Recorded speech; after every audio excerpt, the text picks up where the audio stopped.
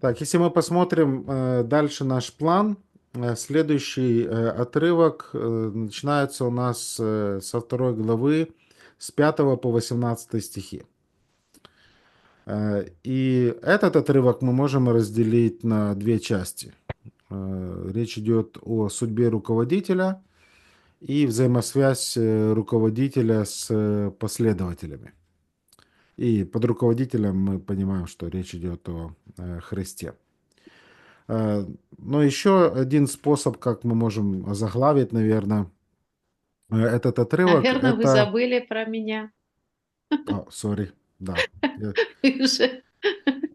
С- Ա, да. Այստեղ մեզ մոտ մեր պլանում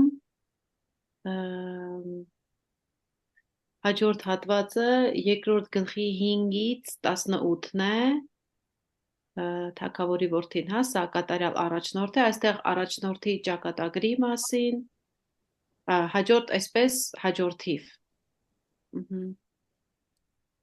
А, Еще одно название мы можем сказать, речь идет о величии человека или человечества. Եվ մեկ այլ վերնագիր էլ կարելի է տալ, որ մարդկության, մարդու, նաև նրա մեծության մասին։ Но смотря сегодня на человечество, мы видим, ну, кажется, мы себе создали столько проблем, из которых мы не знаем, как выпутаться. Բայց երբ որ այսօր ենք նայում մարդկությանը, թվում է մենք ինքներս մեզ համար այնքան խնդիրներ ենք ստեղծել, որոնցից ինքներս չենք կարողանում գլուխ անել։ И сейчас никто не знает, как и когда вообще эта война закончится.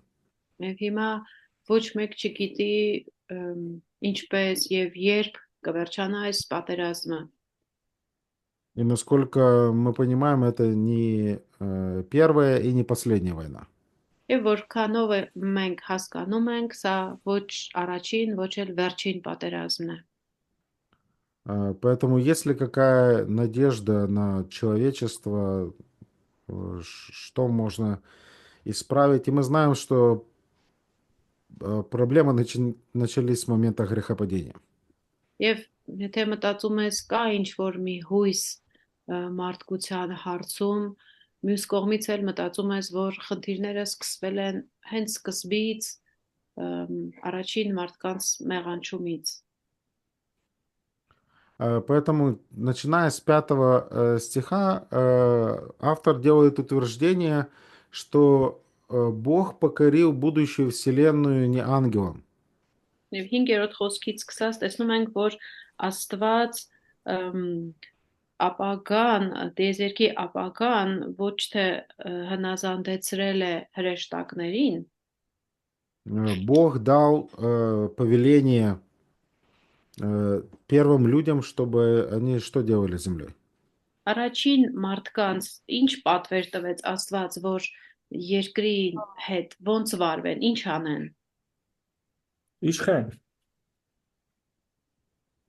Գաս իշխեն, Վլադիչեստված, Գասպոծված над Мгм. землей։ Да, управляли. Это должны... Այո, э, կառավարեին։ Люди должны были царствовать. Մարդիկ պետք է թագավորեին, Но мы сейчас не видим этого. բայց այսօր մենք դա չենք տեսնում։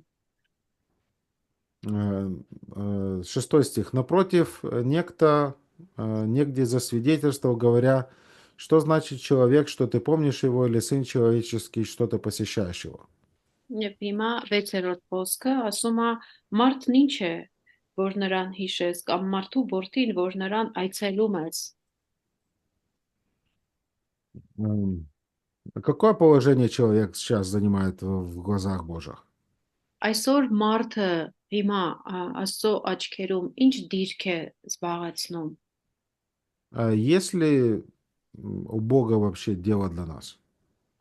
Արդյոք Աստված ինչ որ ձևով մեզնով հետաքրքրված է, մի բան, մի գործ ունի մեզ հետ անելու։ Кто сейчас правит миром? Հիմա ով է տիրում այս աշխարհի վրա, ով է կառավարում աշխարհը։ Աստված։ Бог։ Бог правит. Իհարկե, Хот- Աստված է կառավարում, տիրում, Хотя мы видим, есть проблемы и последствия греха. թեև մենք տեսնում ենք, որ մեղքերի հետևանքներով արկա աշխարհ է սա։ И человек утратил то положение, в котором он находился. Եվ մարդը կորցրել է այն դիրքը, որում գտնվում էր։ Поэтому как Бог собирается исправить это положение или вернуть назад Ոստի прежней ինչ славе? ինչ ձևով է Աստված փորձում այդ վիճակը, այդ դիրքը շտկել եւ վերադարձնել մարդուն այդ նախկին փառքին, նախկին վիճակին։ Поэтому с 6 по 8 стихи мы видим, даются нам доказательства из Ветхого Завета, что всегда Божий замысел, он заключался в том, чтобы дать человеку власть над землей. Ոստի 6-ից 8-րդ խոսքերում մենք տեսնում ենք, որ Աստծո մոտ այդ միտքը, այդ ծրագիրը եղել է, որ մարդուն վերադարձնի այդ դիրքին, որ նա տիրի երկրի վրա։ И мы видим, что цитата из 8 псалма в Септуагинте, она как бы представляет собой такой некоторый парадокс. Եվ մենք տեսնում ենք, որ 8-րդ Սաղմոսի 70-ից թարգմանության մեջ այդ Սաղմոսում որոշակի պարադոքս է նկատվում։ Речь идет о небесах, о звездах, о Луне. Խոսքը гնում է երկնքի, աստղերի մասին։ Сейчас я открою Псалом 8. Так, Псалом 8. Это в 3 стихе. Հիմա ես այդ Սաղմոսը գտնեմ 4 стих. Когда взирая на 4-րդ небеса, дело твоих рук, луну и звезды. խոսքը, երբ որ ասում է, որ քո ձեռքի գործն են երկինքները, աստղերը։ И в 5 стихе мы видим, упоминается человек, енош. Что есть человек? Եվ 5-րդ խոսքում որ ով է մարդը, մարդն ինչ է որ։ Какой вид имеет человек во свете всей этой вселенной? Այս ամբողջ տեզերքի հասկացության լույսի ներքո մարդը ինչ վիճակում է, ինչ դիրք ունի։ Температура 37, и мы уже умираем. Մեր ջերմությունն ընդամենը 38 աստիճանից բարձրանում է, ու մենք արդեն մեռնում ենք։ Мужчины особенно. Հատկապես տղամարդիկ։ Грипп, болезни. Мы очень маленькие по сравнению со всей вселенной. Տարբեր սնկեր, տարբեր հիվանդություններ, մենք համեմատած ամբողջ տեզերքի հետ շատ փոքր ենք։ И дальше говорится, сын человеческий, ну, в еврейском это Бен Адам. Адам это человек человечества.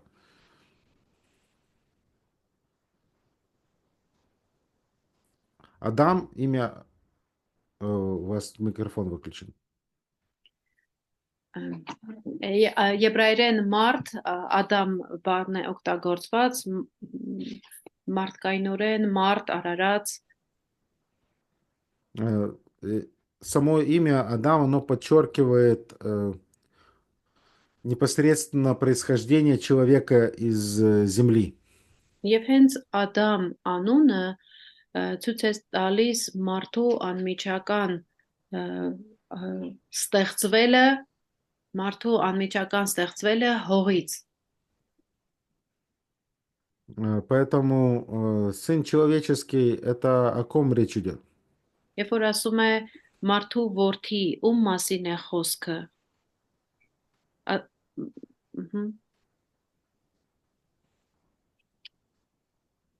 Вы здесь в каком стихе?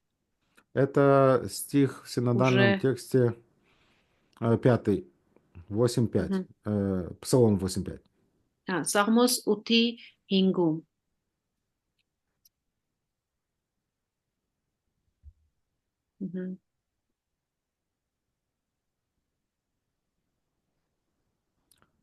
Хован, тебя не слышно. Հովնան չի լսվում, միկրոֆոնը տանջատված է։ Մարդու որդին ով է, հա? Кто такой сын Сын человека, да? человеческий. Да.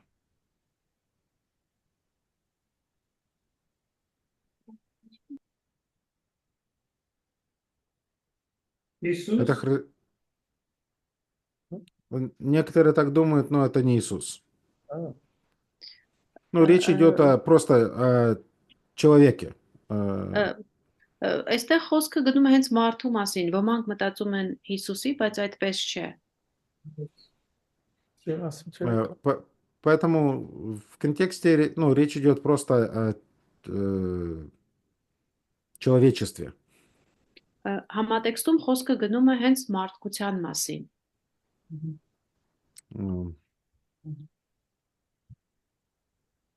Սա կարա Ադամի մասին հենց խոսքը գնա։ Возможно, что здесь речь идет об Адаме прямо.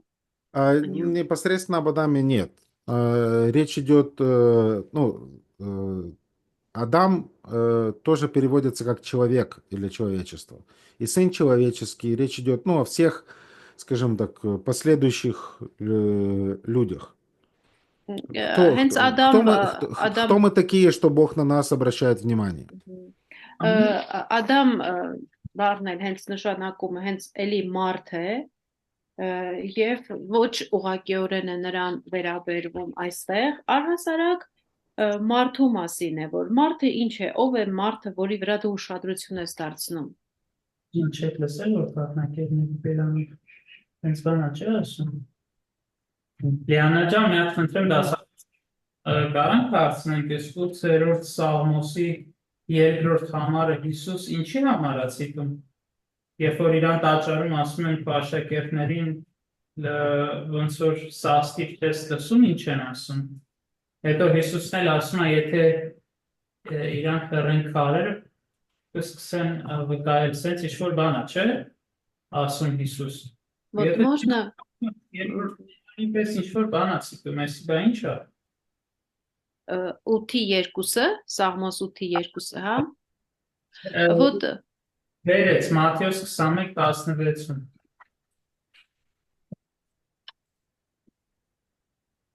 В Матвея 21 главе 16 стихе, когда Иисус цитирует, когда говорят, смотри, твои ученики, они так громко там славят, и он говорит,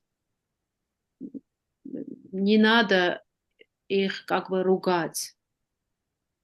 Если они замолчат, камни будут вопиять.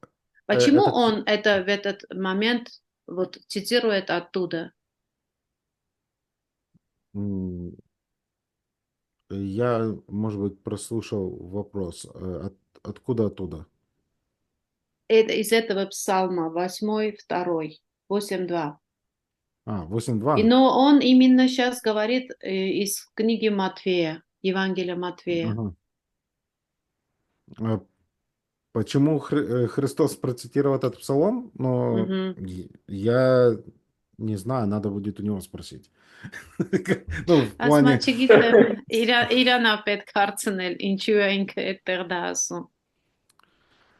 Ну, понятно, что этот псалом, он играет роль и является тем, что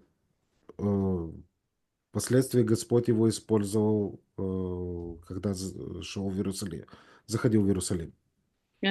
Պետք է նայել դերը այդ Սաղմոսի եւ դերը սա օգտագործել է երբ որ բարձրանում էր Երուսաղեմ այդ ճանապարհին այդ ժամանակ է գործածում Поэтому когда была претензия, он сослался на этот отрывок, что Бог может это сделать. Ու երբ որ դիմեցին իրեն իր նկատմամբ ինչ որ նրա դեմ ինչ որ բան ունեին, ինքն էլ ցիտեց այդ Սաղմոսը։ Ну, возвращаясь к аргументации автора послания к евреям и дальнейшую цитату в 8-м псалме, мы видим, что, с одной стороны, маленький, незначимый человек, но Бог обращает на него все свое внимание.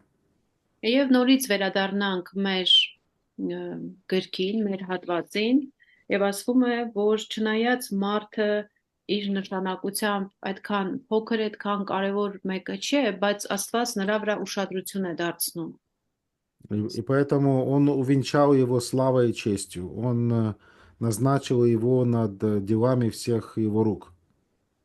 Եվ ասում է, որ այստեղ այդ մարդու որդին որին դու թագ ու պսակ դարձրեցիր, վեր դրեցիր, փառքով ու պատվով պսակեցիր, ամեն ինչ նրա ոտքերից ներքև հնազանդեցրիր։ Поэтому, по сути, Псалом 8 является таким комментарием к Бытие 1 главе 26-28 стихи относительно творения и предназначения человечества. Ինչ որ իմաստով այս 8-րդ Սաղմոսը կարծես ծննդոց 1:26-28-ի մարդու արարչության եւ այդ նրա կանչվածության մեկնաբանությունը լինի ինչ որ ձևով։ И поэтому Бог наделил человека вот этой славой и властью. Եվ Աստված մարդուն տվել է այդ փառքը եւ իշխանությունը։ И он говорит о том, что человек должен быть править. Եվ նա ասում է այն մասին, որ մարդը պետք է իշխի, կառավարի։ Но возвращаясь к посланию к евреям, мы видим, автор дальше делает утверждение, что все положил под ноги его, но сейчас мы это наблюдаем или нет? Վերադառնալով նորից Եբրայեցի հեղինակին, մենք տեսնում ենք, որ նա ասում է, որ Աստված ամեն ինչ նրա ոտքերին հնազանդեցրեց, բայց այսօր մենք տեսնում ենք այդ երևույթը։ Стих 8, что автор пишет? 8-րդ խոսքում հեղինակը ինչ է ասում։ Բայց ասում է, որ դեռ հնազանդված չենք տեսնում։ Да, говорится, что мы не видим пока что. Поэтому это был замысел. Грехопадение, скажем, внесло свои коррективы, и мы сейчас не наблюдаем, что это происходит. Մտադրությունը դա էր եղել, բայց քանի որ մեղանչումը այդ փոփոխությունները այդ իրավիճակներին էր հանգեցրել, այսօր մենք սա կատարված չենք տեսնում։ Когда мой сын был маленький, мы были на озере и пришли посмотреть крещение. Ասում է, երբ որ որդիս փոքր էր, մենք գնացել էինք մի լճի մոտ ու այնտեղ պետք է մկրտությանը նայեինք։ И на улице на палец моего сына села пчела. Եվ այդտեղ փողոցում որդուս մատի վրա մի մեղու կանգնեց։ Он очень сильно испугался. Եվ նա շատ վախեցավ։ Я ему сказал, будь спокоен, она не укусит. Եվ ես որդուս ասացի, մի անհանգստացիր, չի կծի։ И она укусила. Բայց մեղուն խայթեց։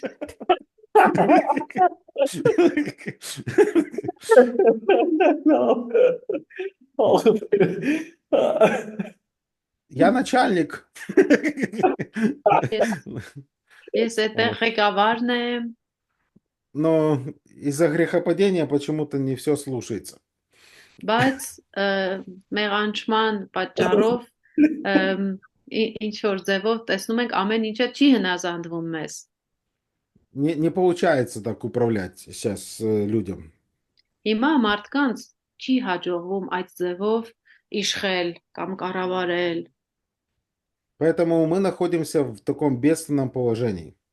Դրա համար մենք այսպիսի խղճալի իրավիճակում ենք գտնվում, Но Бог собирается это дело исправить. բայց Աստված պատրաստվում է այս ամենը ուղղել։ Поэтому мы не видим, что все покорено человеку, но что мы видим согласно 9 стиха? Что за претерпение смерти увенчан славою и честью Иисус. Եվ մենք դա հիմա կատարված չենք տեսնում, բայց ինչ է ասում 9-րդ խոսքը, բայց մահվան չարչարանքի պատճառով, այստեղ շարունակություն չարչարանքի պատճառով հրեշտակներից մի փոքր ցածր դասված տեսնում ենք փառքով ու պատվով պսակված Հիսուսին։ Поэтому здесь мы видим, что Христос, Он как раз как представитель человечества начнет наводить и наведет порядок и приведет человечество к этому назначению. Ոստի տեսնում ենք, որ Հիսուսը որպես հենց մարդկության ներկայացուցիչ, ինքը այդ ամեն ինչը կկարգավորի, ամեն ինչ իր տեղը կդնի եւ մարդկանց կբերի իրենց հենց նախասահմանությանը, ինչի համար որ իրենք կանչված են։ И поэтому наступит день, когда все будет подкорено под его ноги. Ոստի այդ օրը կգա, երբ որ ամեն ինչ նրա ոտքերի տակ հնազանդեցված կլինի։ И человек, Иисус Христос, будет владычествовать над землей. Եվ մարդը Հիսուս Քրիստոսը ինքը կսկսի տիրել իշխել երկրի վրա։ Также мы видим, что из-за грехопадения, получается, несмотря на то, что Бог дал человечеству высшее положение над ангелами, Եվ չնայած որ Աստված մարդուն ավելի բարձր դիրք էր տվել հրեշտակների վրա, բայց մեղանչման պատճառով и что еще хотел сказать? из-за грехопадения Да. И поэтому сейчас человечество находится в униженном таком положении. Получается, что есть ангелы, есть Бог. И Богу, чтобы возвеличить или вернуть назад это человечество, ему нужно было стать ниже ангелов. Եվ ինչ է ստացվում, որ կա մարդկությունը, կան հրեշտակներ, ավելի վեր գտնվում է Աստված, եւ որպիսի Աստված կարողանար մարդուն վերադարձնել իր ճիշտ դիրքին, պետք է նա այդ մարդկայնացման միջոցով Աստված ինքը հրեշտակից ավելի ցածր դիրքում հայտնվեր։ И миссия его состояла в том, чтобы вкусить смерть за всех. Եվ նրա առաքելությունը կայանում էր նրանում, որ ինքը այդ մահվան չարչարանքով անցնի բոլորի փոխարեն։ Итак, дальше мы наблюдаем, каким образом Христос будет восстанавливать вот это искупленное человечество. Հետագայում մենք տեսնում ենք, թե ինչ ձևով է Հիսուսը փրկագնում կատարելու այդ մարդկության համար։ И, следовательно, также часто, я думаю,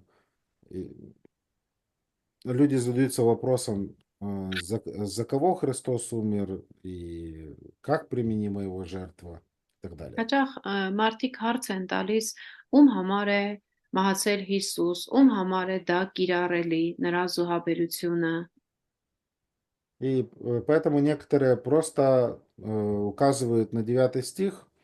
Ответ ясен.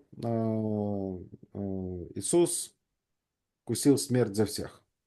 Եվ ոմանք հենց միանգամից 9-րդ խոսքն են ցույց տալիս, ասում են պատասխանը պարզ է, Հիսուսը մահացավ բոլորի փոխարեն։ Ну, не все так просто, как кажется. Բայց ամեն ինչ այդքան էլ հեշտ չէ, որքան թվում է։ Потому что, читая дальше, мы видим, автор продолжает сужать значение, что собой представляют эти все. Որտեղ շարունակության մեջ կարդում ենք եւ տեսնում, որ հեղինակը գնալով այդ բոլորը ասվածը ավելի կարծես նեղացնում է իմաստի մեջ, Поэтому в 9 стихе это все, а в 10 Христос это тот, который приводит многих сынов в славу. ուստի 9-ում ասում է բոլորը, իսկ 10-րդում ասում է, որ նրանց փրկության առաջնորդի, այստեղ արդեն նրանց է, Нашли, да? От որդիների։ ում Много сыновей, да, говорит, много сыновей. Да, да. շատ որդիների, այստեղ արդեն Ага. այո, Он շատ и- որդիների, да, он ճիշտ է, այստեղ является- ասում է շատ որդիների դեպի փառք առաջնորդի։ Мгм. Он является вождем их спасения, и через страдания он достигает этой цели. Ինքը կայանում է նրանց փրկության առաջնորդը եւ այդ մահվան միջոցով ինքը կհասնի իր նպատակին նրանց համար։ Поэтому 9 стих за всех, в 10 стихе многие сыновья. Ուստի 9-րդ խոսքում ասում է բոլորի համար, բայց 10-րդում ասում է շատ որդիների։ В 11 стихе мы видим пояснение автора, что освящающие и освящаемые, они все от единого, от Бога.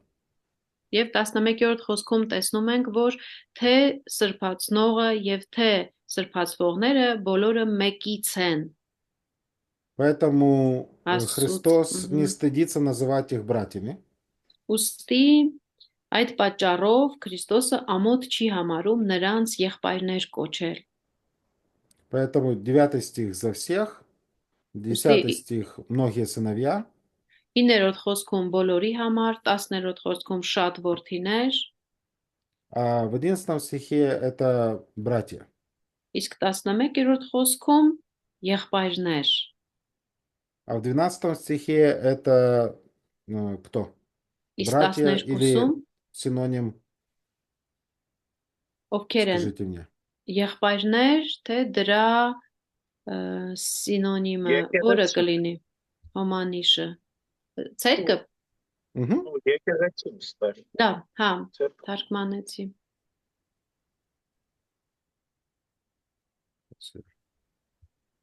Ահա։ Так, секунду. Ну, мы должны понимать, что речь здесь идет о цитате из Ветхого Завета. Մենք պետք է հասկանանք, որ այստեղ մեր բերումը հին կտակարանից է, խոսքը դրան է վերաբերում, Поэтому мы должны понимать, что в контексте Ветхого Завета речь идет не о церкви, как церкви, а о собрании. ու մենք պետք է հասկանանք, որ հին կտակարանում խոսքը վերաբերվում է ոչ թե հենց եկեղեցի ասվածին, այլ հավաքույթին, ժողովրդի հավաքույթին։ Ну, в таком значении. Այդ 13 իմաստով։ стих. Еще несколько доказательств. 13-րդ խոսք եւս մի քանի ապացույցներ, Я буду уповать на него, и еще вот я и дети, которых дал мне Господь. ասում է ես հույսս նրա վրա պիտի դնեմ, այնուհետև ահա ես ու իմ զավակները, որոնց Աստված ինձ տվեց։ Поэтому это братья, это собрание, церковь, это дети. Եղբայրները, հավաքույթը, եկեղեցին, զավակները, Поэтому мы видим, что цель, которую ставит Бог через Иисуса Христа, что Иисус Христос не только, скажем так, сам по себе завоевывает или заслуживает этого права управлять Вселенной, но Он делает искупленное человечество частью этой семьи и правления, которое будет осуществляться через него. Ոստի մենք տեսնում ենք, որ Աստծո նպատակը Հիսուս Քրիստոսի մեջ ոչ միայն այն է, որ Հիսուսը այդ իրավունքը վերցնի գործի դնի, որ մարդկությանը փրկի փրկագնման բերի, այլև այդ փրկագնման միջոցով նրանց դարձնի այդ ընտանիքի մասը։ И поэтому, чтобы быть отождествленным с искупленным человечеством, самому Христу также нужно было облечься и стать человеком. 14 стих. Ուստի որպիսի այդ մարդկությանը փրկություն բերվեր, մարդիկ նույնանային այդ փրկագնված հավաքույթի հետ, Քրիստոսը պետք է մարդկայնություն հագներ, որը մենք այստեղ տեսնում ենք 14-րդ խոսքում։ Որովհետև զավակներն այրոնն ու մարմինը հաղորդակից եղան։ И, следовательно, цель данного воплощения была в том, чтобы лишить силы имеющего державу смерти, то есть дьявола. Եվ այստեղ նպատակը այդ մարմնավորման այն էր, որ ինքը կարողանար մահով կործաներ մահվան իշխանությունը ունեցողին, այսինքն սատանային։ И именно благодаря грехопадению дьявол, он смог навести страх перед смертью и таким образом держать в рабстве людей. Եվ հենց մեղանչման պատճառով էր, որ սատանան կարողացել էր մարդկության մեջ մահվան վախը բերել եւ դրանով իշխել մարդկանց վրա, նրանց պահելով ստրկության մեջ։ 16 стих. Мы видим, что снова есть разница между человечеством и ангелами.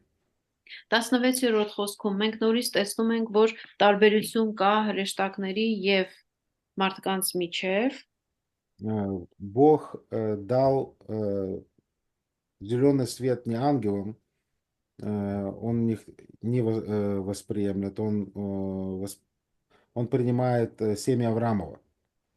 Աստված ոչ թե կանաչ լույսը հրեշտակներին էր տվել, այլ նա Աբրահամի սերնդին է ընդունելու։ Поэтому кто эти все? Ուստի ովքեր են այդ բոլորը։ Это многие сыновья. Դա շատ որդիներն են։ Это братья, это церковь. Դա եղբայրները, այդ եկեղեցին է։ Это дети, это семя Авраамова. Դա զավակներն են, դա Աբրահամի սերունդն է։ И снова мы видим отождествление Иисуса Христа с человечеством, которое Он искупает. Եվ норից տեսնում ենք Հիսուս Քրիստոսի նույնացումը մարդկանց հետ, որոնց նա փրկագնում է։ Посему Он должен был во всем уподобиться братьям, чтобы быть милостивым и верным священником перед Богом для умилостивления за грехи народа. Ուստի պետք էր, որ նա ամեն ինչով եղբայրներին նմանվեր, որպիսի ողորմած լիներ եւ հավատարիմ քահանապետ Աստծու առաջ, որպիսի ժողովրդի մեղքերը քավեր։ Поэтому Он единственный, кто может совершить это служение, и который совершил умилостивление за грехи народа. Ուստի նա միակն է, որ կարող էր կատարել այդ ծառայությունը եւ կարող էր ողորմած լինել, որպիսի ժողովրդի մեղքերը քավեր։ Поэтому Христос определенно знал, за кого Он умирал. Ուստի Քրիստոս հստակ գիտեր, թե ինքը ում համար է մահանում։ У него есть определенная цель, и он достигает этой цели.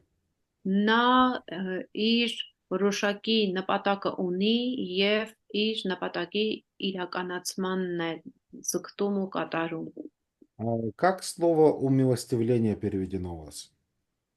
Այս ողորմած լինելը ձեզ մոտ ո՞նց է թարգմանված։ В каком стиле? Հրամատակ միլս 17. 18-րդ խոսքում 17 или 18? 18 стих, да? Не, 17. 17-ն է, 17-ում։ У меня нету этот слов. Нет, Ну, у это... нас, Да, чтобы да, быть есть. милостливым, есть.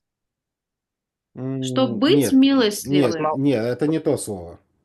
Это в синодальном тексте тоже есть, чтобы быть милостивым и верным пересвященником перед Богом. Мгм.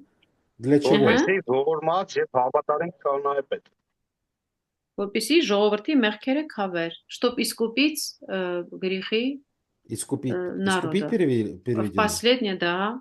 Мгм. Ну, это не совсем искупление, потому что есть другое слово в греческом языке искупление. Այստեղ մեզ մոտ ժողովրդի մեղքերը քավելն է, բայց ասում է հունարենում ուրիշ բառ կա Ну, դրա у համար։ меня тут написано для искупления. Это не меняет погоды тоже.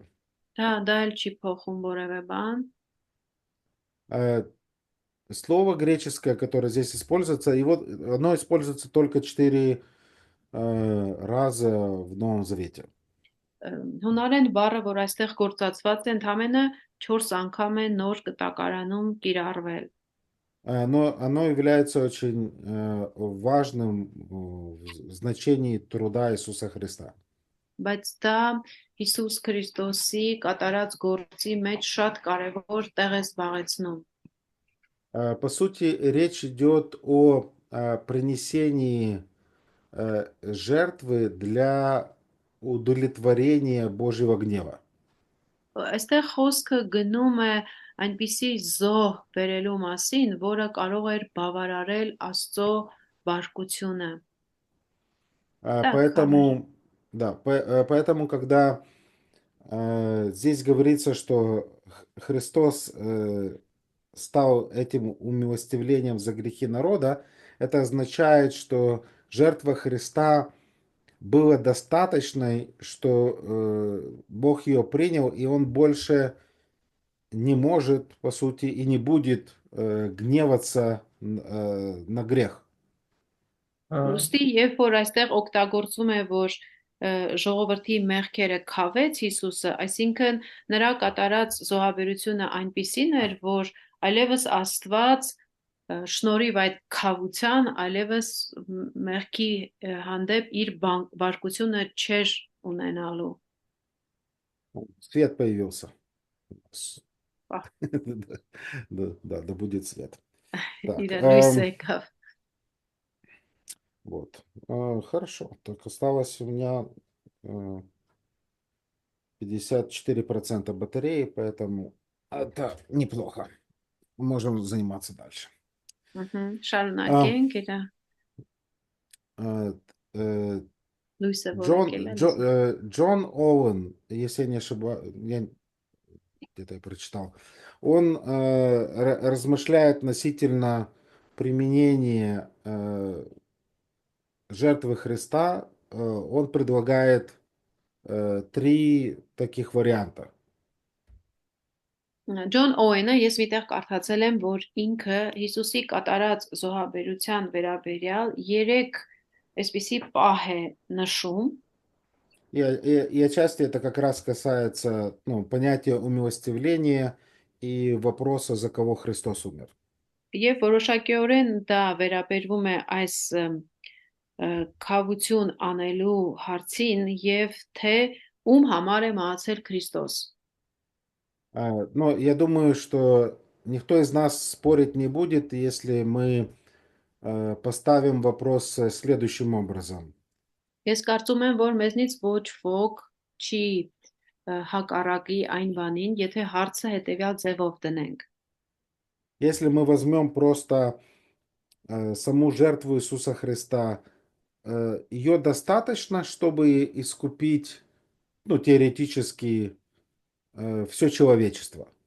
Եթե մենք վերցնենք Հիսուսի զոհաբերությունը, արդյոք նրա կատարած զոհաբերությունը տեսականորեն բավարար է ամբողջ մարդկությանը փրկելու համար։ В силу совершенства этой жертвы мы можем, наверное, сказать так. Եվ հաշվի առնելով այդ զոհաբերության կատարյալ լինելը, մենք կարող ենք այսպես ասել։ В богословии, когда мы говорим о цели и намерении и Божьем плане, то знал ли Бог, за кого он умирает? Երբ որ Աստվածաշտության մեջ մենք խոսում ենք Աստծո նպատակի այդ դա իրագործելու մասին, նրա մտադրությունների մասին, ինքը գիտի ում համար է դա անում։ Скажем так, кому непосредственно относится эта жертва? Եվ այդ կատարված զոհաբերությունը անմիջականորեն ում համար է, ում է դա վերաբերվում։ Я надеюсь, вы увидели, начиная с 9 стиха по 18, мы видим, что все не всегда означают все. Եվ կարծում եմ, որ արդեն 9-ից 18-րդ խոսքերը, երբ որ մենք նայեցինք, դուք հասկացաք, որ երբ որ ասում է բոլորը, միշտ չի բոլորը նշանակում ամենքը։ И мы понимаем, что некоторые останутся за бортом. Եվ մենք հասկանում ենք, որ ոմանք դրանից դուրս կմնան։ Ну и как раз в этот момент понятие умилостивления играет важную роль в этой дискуссии. Եվ հենց այս պահին է, որ այդ ողորմած լինելու միտքը այս քննարկման մեջ իր տեղն է զբաղեցնում։ Поэтому что предлагает Джон Оуэн? Он говорит, есть 3 варианта в этом обсуждении. Первый вариант. Ինչ է ասում Ջոն Օուենը։ Նա ասում է 3 տարբերակ կա այս քննարկման մեջ, որոնցից առաջինը հետևյալն է։ Христос умер за всех людей и за все их грехи. Քրիստոսը մահացել է բոլոր մարդկանց համար եւ նրանց բոլոր մեղքերի համար։ Поэтому жертва Христа покрыла все грехи всех людей. Ուստի Քրիստոսի զոհը քավել է, ծածկել է բոլոր մարդկանց բոլոր մեղքերը։ Если это правда, то почему люди идут в ад? Եթե սա ճշմարտությունն է, ապա ինչու են մարդիկ գնում դժոխք։ Как вы думаете, или как бы вам обычно люди ответили бы? Դուք ինչպես եք մտածում, մարդիկ սովորաբար ձեզ ինչ պատասխան կտային այստեղ։ Թե ինչու են մարդիկ գնում դժոխք, Ահա։ հարցը ո՞րն էր։ Պետք Հա, ինչի, եթե դա ճշմարտություն է, ինչի են մարդիկ գնում դժոխք։ դրա համար է, թե եթե չի ճշմարտությունը դրա համար, այսինքն ինքը չի մահացել հենց բոլորի համար։ Он не умер за всех, прямо за всех. Это не мой вопрос сейчас. Вот А ваш вопрос, узнать. почему идут в ад? Это вопрос? Нет, вопрос. Если мы допустим, что следующее утверждение истина, Христос умер за всех людей и за все их грехи, тогда почему люди идут в ад? Это вопрос ваш. Да. Եթե սա ճշմարտությունն է, որ Հիսուսը մահացել է բոլոր մարդկանց բոլոր մեղքերի համար, այդ դեպքում ինչու են մարդիկ գնում դժոխք։ Դե սա չի ճշմարտություն, այսինքն Հիսուսը չի մահացել բոլորի համար, դրա համար էլ մարդիկ Не это истина. Он не умер для всех людей. Вы опять не отвечаете, вы не отвечаете на поставленный вопрос. Им տված հարցին չեք պատասխանում։ Я понимаю, во что вы верите. Ես հասկանում եմ, որ դուք հավատում եք։ Հովան? Հովնան։ Մեծրա բարձրախոսը։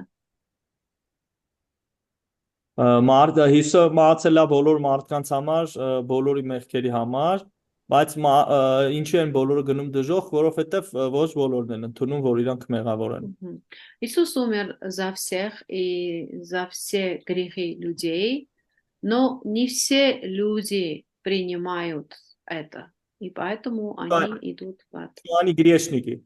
Да, не принимают, что они грешники. Ну, если все грехи покрыты, Бог уже не гневается на эти грехи. Поэтому по какой причине они оказываются в аду? Հիմա եթե բոլորի մեղքերը ինքը քավել է, ծածկված է ու Աստված չի բարկանում այլևս այդ մեղքերի վրա, այդ դեպքում ինչու են գնում դժոխք։ Ну, ты уже сказал, потому что они не принимают. Դու արդեն ասացիր, որովհետև նրանք չեն ընդունում։ Получается, единственная причина, почему человек оказывается в аду, это не потому, что он грешник, ну, если мы все грехи покрыты, а потому, что он не принял или не поверил. Ну, правильно Այսինքն или нет? ստացվում է, որ եթե մարդը գնում է դժոխք, ուրեմն ինքը պատճառը այն չի, որ ինքը մեղավոր է, այլ որ ինքը չի ընդունում, այո, չի ընդունում այն, ինչ որ կատարվել է իր համար։ Ճիշտ է։ Միակ պատճառը դա է։ Ես չեմ ասում որ միակ պատճառը, պատճառ եմ ասում ես։ Я не говорю, это единственная причина. Я просто называю причину.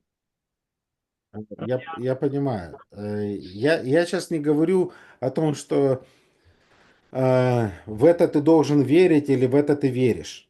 Ես չեմ ասում, որ դու այս բանին հավատում ես կամ պիտի հավատաս սրան։ Но часто люди, которым мы проповедуем Евангелие, и в некоторых церквях люди делают такие утверждения, что Христос умер за все грехи всех людей, и попытку объяснить, а почему люди идут в ад, потому что они не поверили.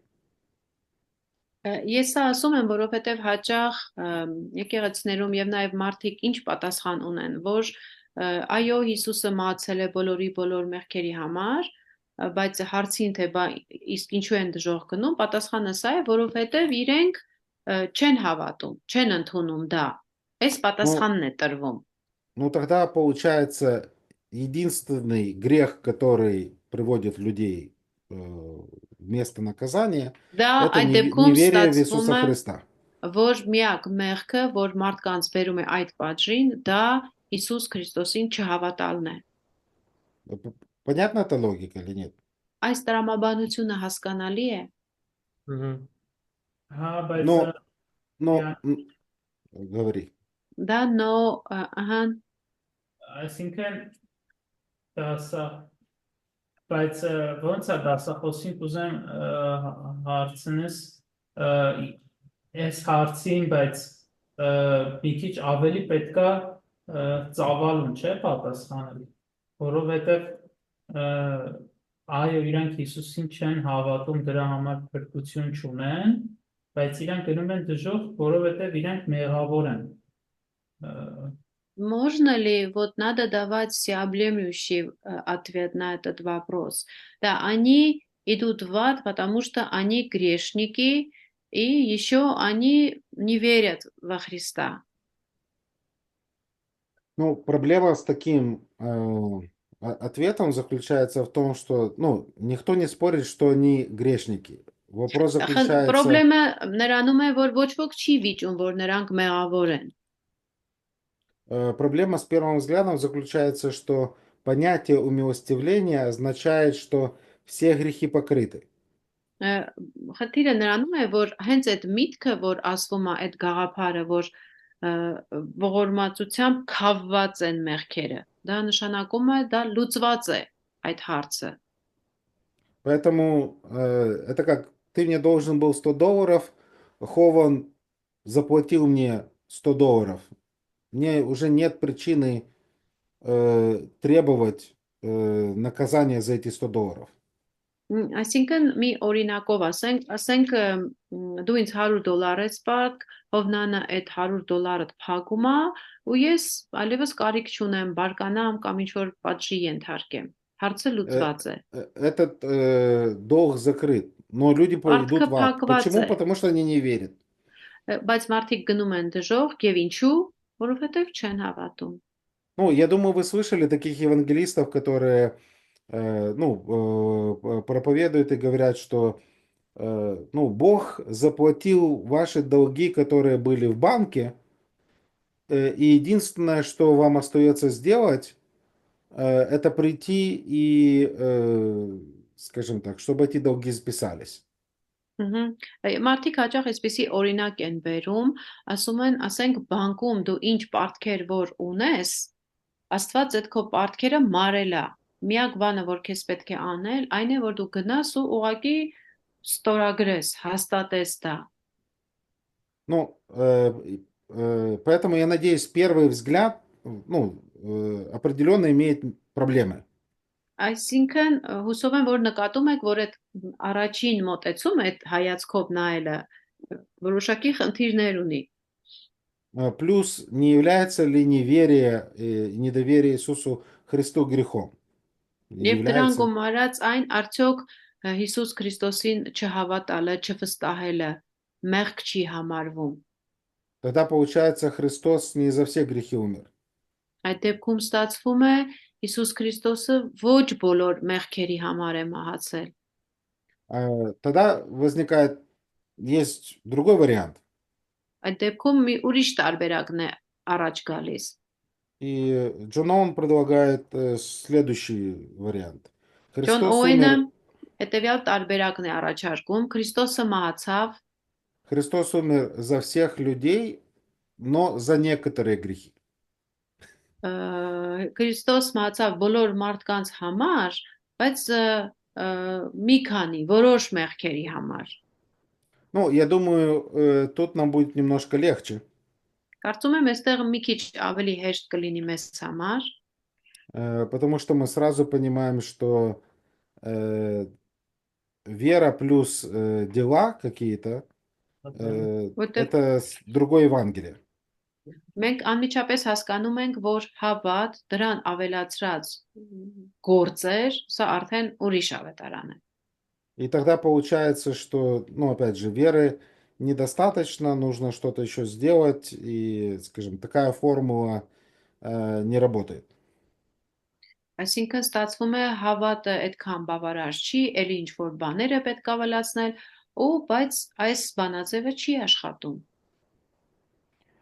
И третий вариант, который Джон предлагает, это Христос умер за некоторых людей, но за все их грехи. Եվ երրորդ տարբերակը, որ Ջոն Օուենը առաջարկում է, Քրիստոսը մահացել է որոշ թվով մարդկանց համար, բայց նրանց բոլոր մեղքերի համար։ Таким образом, Христос обеспечивает полное покрытие грехов этих людей. Այս դեպքում Քրիստոսը ապահովում է այդ մարդկանց բոլոր մեղքերի քավությունը, ծածկվում է դա։ И по своему милосердию и благодати Он предоставляет все необходимые инструменты для того, чтобы человек достиг этого прощения. Եվ իր ողորմածությամբ եւ շնորհով ամեն ինչ, ամեն գործիք, ամեն միջոց տրամադրում է, որ մարդը այդ ձևով հասնի ներման։ Он дарует веру и покаяние. Նա տալիս է հավատ եւ ապաշխարություն։ И, следовательно, при первом варианте миссионер является самым опасным человеком в мире. Հետևաբար մեր այս առաջին տարբերակում ստացվում է, որ միսիոները ամենավտանգավոր մարդն է աշխարհում։ Потому что племя, которое ничего не знает про Христа, но Христос умер за всех их грехи, кажется, по умолчанию должны быть спасены. Որովհետև այս դեպքում ստացվում է, որ ինչ որ մի ցեղախումբ, որ դեռևս բան չգիտի, բայց Քրիստոսը նրանց համար, նրանց բոլոր մեղքերի համար մահացել, այսինքն նրանք բոլորը պետք է փրկություն ստանան։ Тут появляется миссионер и говорит, у меня есть хорошая новость. Եվ գալիս է միսիոները, ասում է, ձեզ համար բարի լուր ունեմ, Հիսուս Քրիստոսը։ Но если вы теперь ему не доверите свою жизнь, вы будете в аду. Բայց եթե հիմա դուք ձեր կյանքը դրան չվստահեք, դուք դժոխք կգնաք։ Да, получается, мы подвергаем людей страшной опасности согрешить и таки не попасть в рай.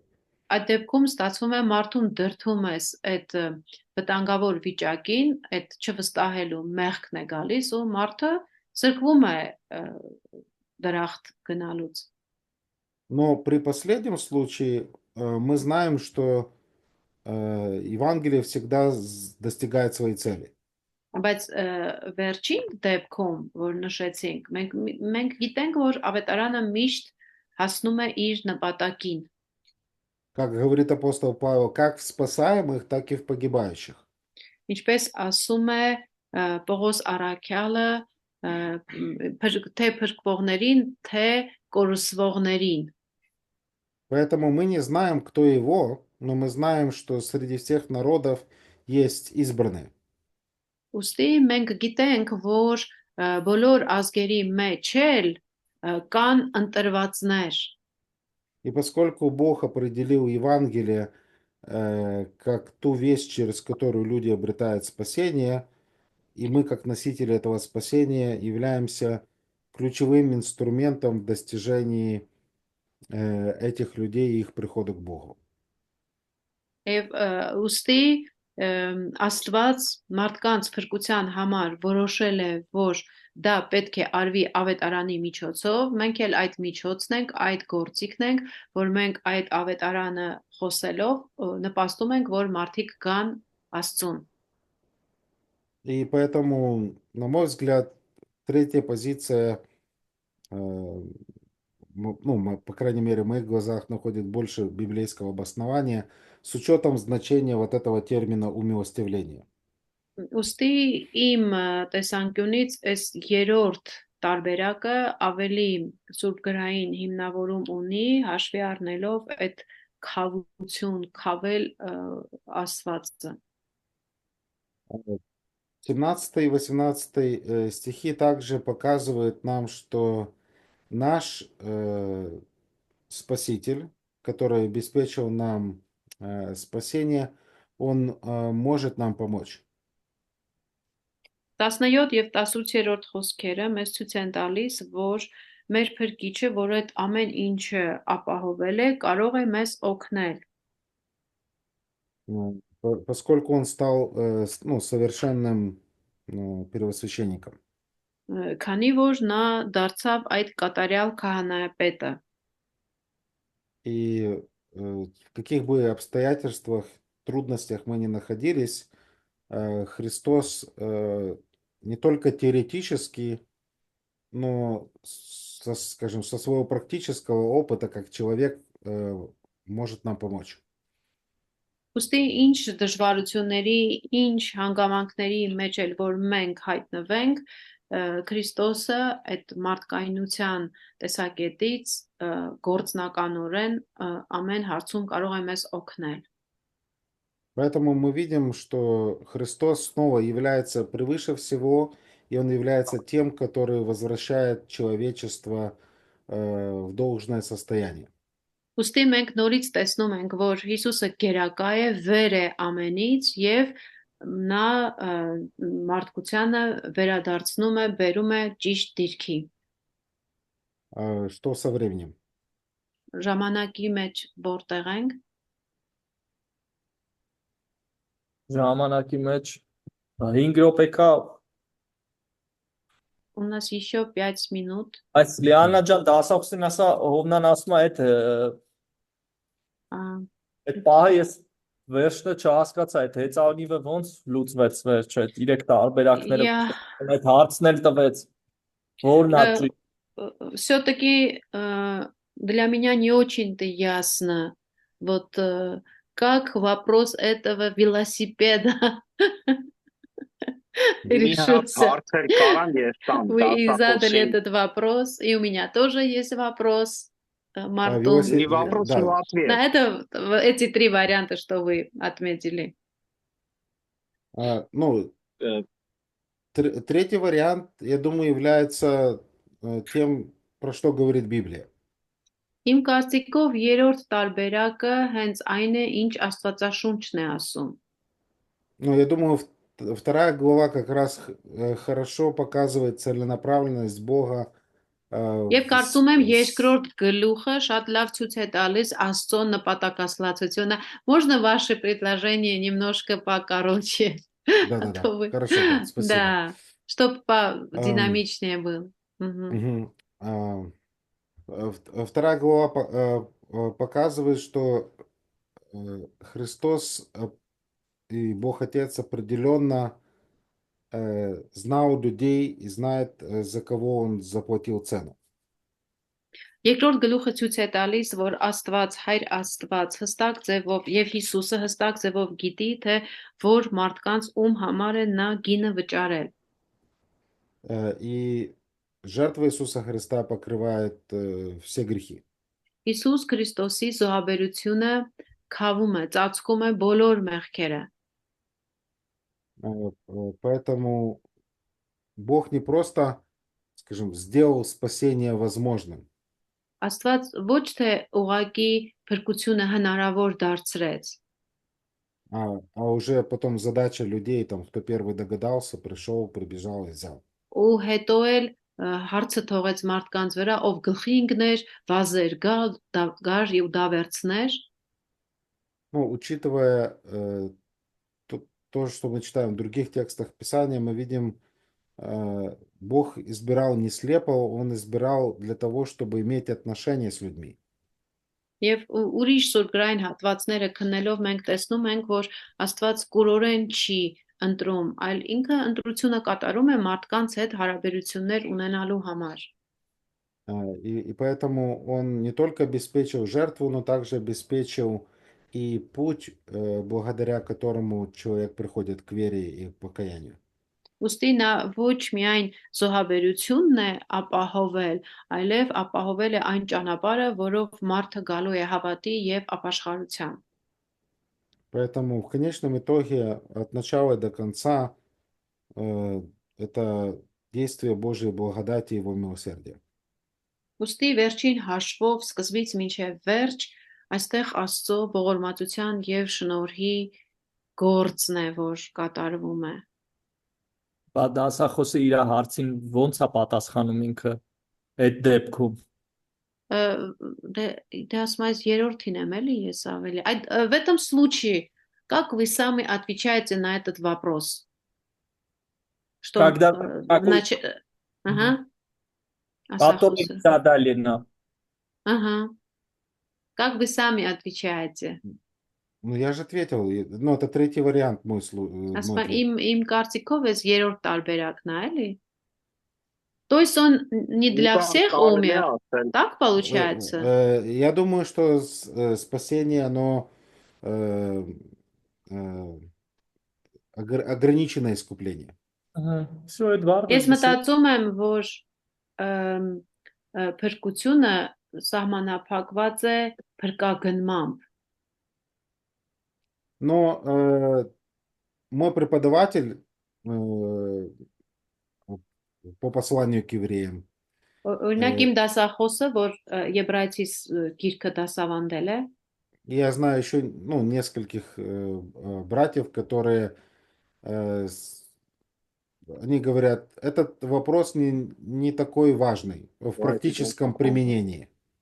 Եվ շատ մարդիկ կան էլի գործիչներ քրիստոնյա, որ ասում են գործնական կիրառության համար այս հարցը այնքան էլ կարևոր չի։ Поскольку снова вот этот вопрос, достаточно ли жертвы Христа, чтобы искупить всех людей? Ну, понятно, Նորից այս հարցն է можно գալիս։ сказать да. Բավարար է արդյոք Քրիստոսի զոհաբերությունը բոլոր մարդկանց փրկելու համար եւ պատասխանը գալիս է այո։ И снова в практике тот факт, что я придерживаюсь такой точки зрения, не означает, что на практике проповедуя Евангелие неверующим, я буду задаваться вопросом, ты же должен убедиться, ты избранный или не избранный. Писание нам не дает инструментов, чтобы отвечать на эти вопросы. Ասում եմ, ես որ այդ երրորդ տարբերակի կողմնակից եմ, ընդ որ ասում եմ քիչ մարդ, բայց իրանց բոլոր մեղքերը։ Դա չի նշանակում, որ երբ որ ես ավետարանչություն եմ անում, այդ մարդկանց ես հանկարծ ասում եմ, հələ նախ պետքա ստուգել, փորձել, դուք դրանց մեջ մտնում եք, թե չէ։ Աստվածաշունչը մեզ հստակ ինչ որ բաներ այդ հարցում չի տալիս։ И поэтому, проповедуя Евангелие всем, мы должны призывать всех людей к покаянию. Ուստի ավետարանը քարոզելով բոլորին, մենք պետք է բոլորին կոչ անենք ապաշխարության։ Но, как мы читаем в Деяниях, результат проповеди апостолов. Сейчас Երբ որ стих найду. կարդում ենք գործ առաքելոցում, Պողոս առաքյալի քարոզչության արդյունքում Деяния так, 13:48. 13:48 գործքի Уверовали все, которые были предуставлены к вечной жизни. հավատացին նրանք, որոնք նախասահմանված էին հավիտենական կյանքի համար։ Поэтому есть ответственность человека, нужно уверовать. Ուստի կա մարդու պատասխանատվություն այստեղ, որ մարդը պիտի հավատա, Но они уверовали, потому что они были предуставлены к вечной жизни. но как не уверовали, потому что Не, они, люди уверовали, но почему они уверовали? Потому Հիմա что այս Бог предназначил им уверовать. հիմա այս մարդիկ հավատացին, որովհետև Աստված ինքը նախասահմանել էր, որ իրենք պիտի հավատան։ Поэтому мы видим, с одной стороны, ответственность человека, с другой стороны, что Бог все эти процессы контролирует. Եվ մի կողմից մենք տեսնում ենք, որ մարդու կողմից կա պատասխանատվություն, բայց մյուս կողմից տեսնում ենք, որ Աստված ինքը այդ ամեն ինչը կառավարում է։ Поэтому вопрос иногда, справедливо ли это? Ուստի երբեմն հարց է ծագում, արդյոք դա արդար է։ Я думаю, нужно ответить на другой вопрос. Был ли Բայց бы ես Бог կարծում եմ, որ справедлив, если մեկ бы այլ Он հարցի է всех պետք послал в ад? պատասխանել։ Արդյոք Աստված արդար կլիներ, եթե բոլորին ուղարկեր դժոխք։ И ответ какой на этот вопрос? Եվ Был այստեղ бы справедлив. պատասխան Դա արդար Поэтому- կլիներ դա։ Поэтому, если Бог решил спасти некоторых, это его право. Ուստի եթե Աստված որոշել է փրկել ոմանց, դա իր իրավունքն է։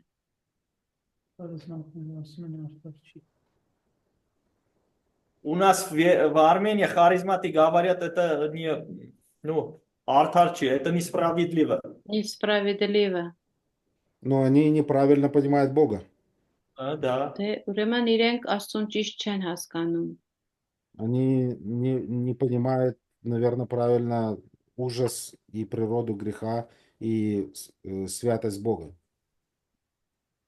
Այսինքն մեղքի այդ ահավորությունը դա էլ չեն լավ հասկանում, Աստծո սրբությունն էլ լավ չեն հասկանում։ Ես մի անգամ մի հատ քարիզմատի մոտիկ մարդ էր, ասեցի, որ գիտես ինչ կա, արդար է, եթե Աստված դժոխք ուղարկի, ասեց, էտա քո հավատացած Աստվածը, ասի դե մեղք ենք չեք գործել, մենք դժոխքի ենք արժանի, այսինքն նորմալ է որ գնանք դժոխք։ Ասեց, եթե էտա քո հավատացած Աստվածը, հենց հիմա այդում եմ աշխարհ։ Բայց ինքը մի Ինչը եկեղեցում է հիմա։ Աշխարհում է։ աշխարհում է, բայց այդ վաղ ультиматум դրեց, այս ինչ ասում դու։ Я говорил с одним близким человеком, ну, харизматом, и он, когда я сказал, что это справедливо, что люди грешат, и они идут в ад,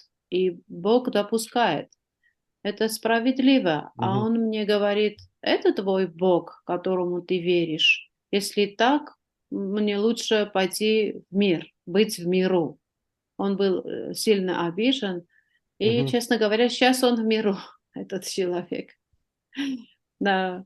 Ну, с том же, к сожалению, люди,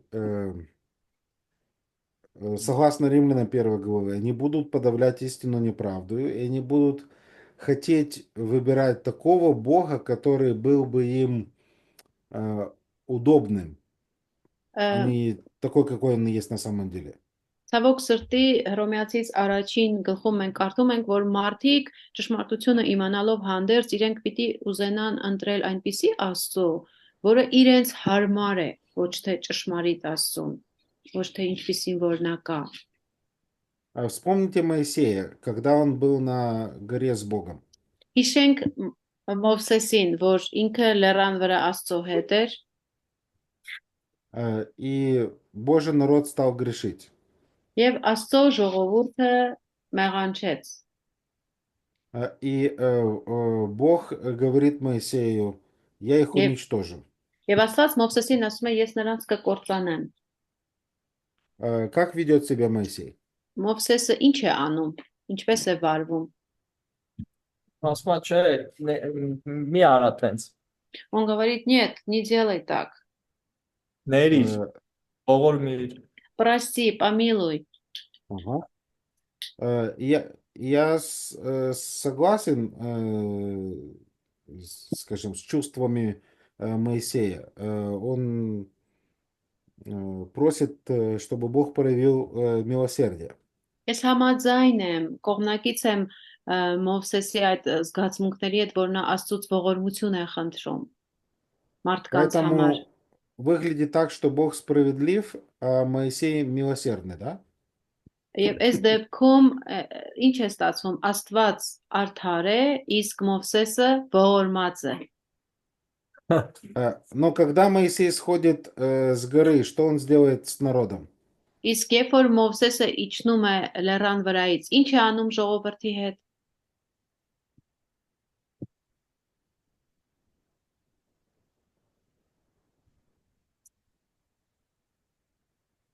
Գնևается։ Ասում եմ, իրաց կողմը Ինչ։ Ну, он говорит, возьмите меч и убивайте один другого. Ասում է, չէ, Идолопоклонников. սրերը վերցրեք, այդ կրապաշտներին սպանեք։ Кажется, в нем проснулась справедливость. Թվում է, թե Մովսեսի մեջ արդարությունը զարթնեց։ А Бог проявляет милосердие, он не уничтожает народ. Բայց Աստված ողորմություն է դրսևորում եւ ժողովրդին չի կործանում։ Мы не до конца понимаем Божью святость ввиду духовной греховной слепоты. Մենք միշտ չենք հասկանում, մինչև վերջ չենք հասկանում Աստծո սրբությունը կապված հոգևոր կուրության հետ։ И поэтому нам нужно благодарить Бога за Его милосердие, и нам не нужно переживать за то, что, а может быть, Бог как-то Պետք է գոհանանք Աստծուց իր поступит несправедливо. ողորմածության համար եւ չանհանգստանանք, որ գուցե Աստված անարդար կվերաբերվի։ Ну, то же самое Авраам, вопрос справедливости Содом и Гоморра. Ты что, Ну и на уничтожишь Авраама. праведника с неправедником? Նույնը Աբրահամն էր ասում. Ինչ է Տեր Աստված, դու արդարին ու անիրավին իրար հետ կկործանես։ И там такая торговля идет. Եվ այնտեղ այսպես ասած առևտուր է գնում, И дошло до того, что если в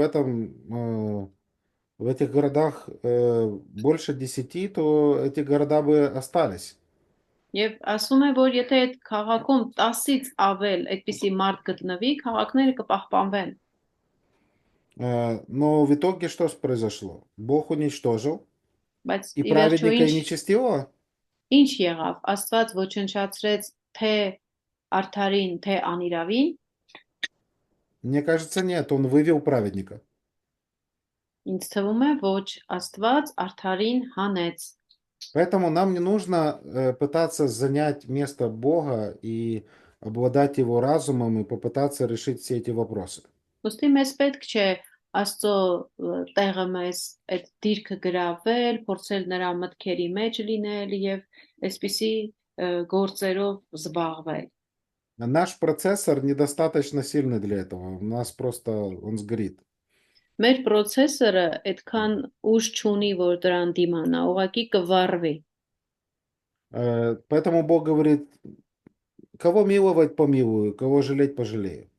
Դրա համար Աստված ասում է, ում ողորմելու եմ, կողորմեմ, ում խղճալու պահելու եմ, կպահեմ։ Поэтому он суверенный, но наша роль возвещать Евангелие.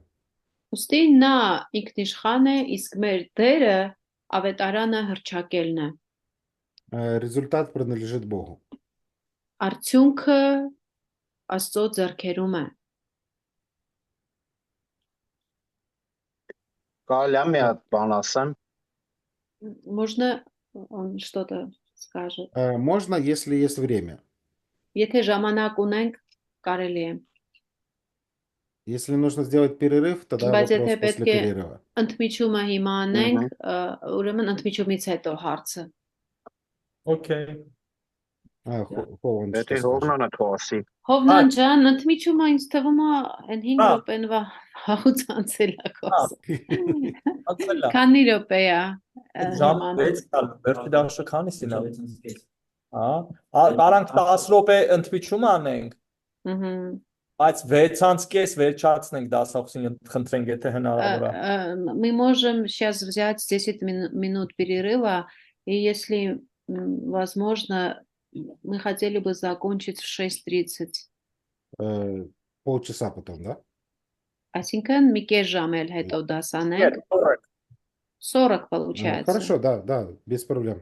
Ասա Լավ։ դասա Լիանա ջան, դա Ահա։ հազարներություն, ստոպսը որ չիմանա, չենք ուզում կամ հարմար ճուղակի երեխեքը դպրոց մանկապարտեզ պետքա վերցնենք, էլի, կմնա